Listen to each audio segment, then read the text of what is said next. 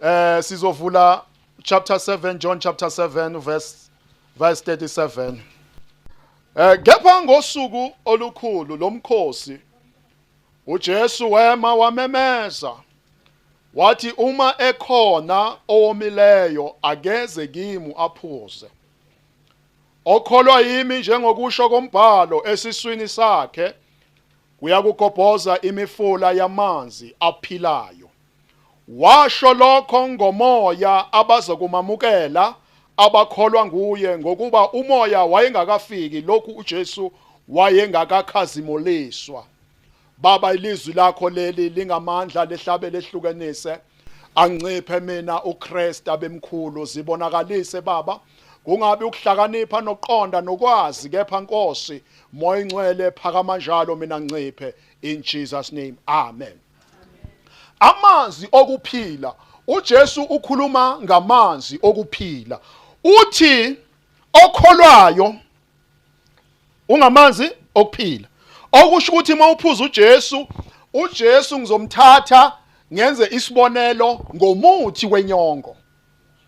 Uma uphuza iCastor oil, mayifika ngaphakathi ishintsha isisu kube khona izinto eziklinayo. Kanjalo noJesu mawusuma umukelile wakholwa nguye. Eswini sakho kuphambana imifula ochaza ukuthi usune deliverance. Kunezinto eseyiphumile. Kuphuma ama generational curses. Kuphume spirit of rejection. Kuyenzeka ukuthi ukholwe uhambe ne spirit of rejection la uhamba khona ufuneki inyanga zithini unesigcwagcwa.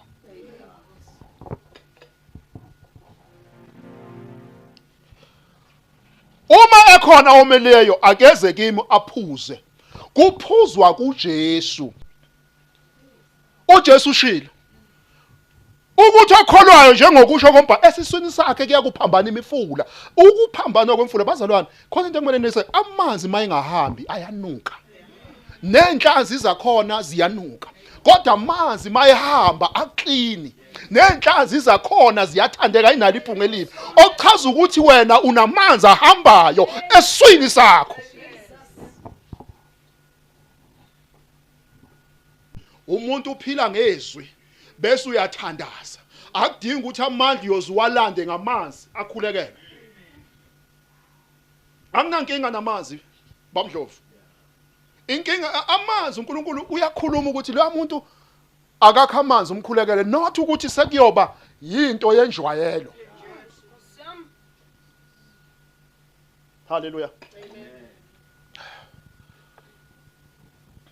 Athi umoya engcwele umuntu akekho uphesheya. Angimkhulekele ngevideo call. Mangimkhulekela ngevideo call athi umoya engcwele akathatha ukuthi nokuthi. Ngikhuluma ngento eyenzeke eZimbabwe last kwabulawayo. Nayo indlovu kodwa leya seZimbabwe no NDH. Hallelujah. Indlovu. Umama engasahamba umama wayo. Ubufakazi bazalwane ngisashumayela. Engasahambi lo mama lo. Waya kwelinye lamabandla ePretoria yazi bakhipha malini 27,000. Wagula weso. Wathi umoya engcela bakha amanzi bafaka endishini ngathi akafaka inyawo zakhe ngefoni. Wasukuma wahamba. Akawuvala umlomo.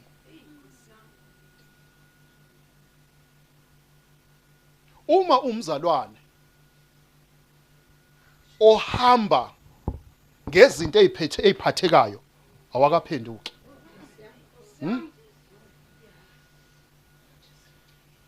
Usadlala. Usaphelezela abayezulwini. Kodwa mawusubambene naye umoya engcwele. Kuba khona lento ekushaya ukuthi athi ungiphethe kahle moya engcwele. Ungiphethe kahle sithandwa sami. Ungiphethe kahle moya engcwele. Ungiphethe kahle sithandwa. Usho loyo mhlabelelo uhamba phakathi edrobheni. Avuka umoya engcwele aphakame ungenalutho. Uthi ungiphethe kahle. Ubuhlangana nomuntu okathi wamgcina. Uthi awukathi engagcina. Hayi ubambe nanku udrink. Wena unjela ukuthi udrink u100 kanti ukunika u2000. Wena kathi ukhalala izinto eka300. 8. Uthi inkosi kwenzakalani?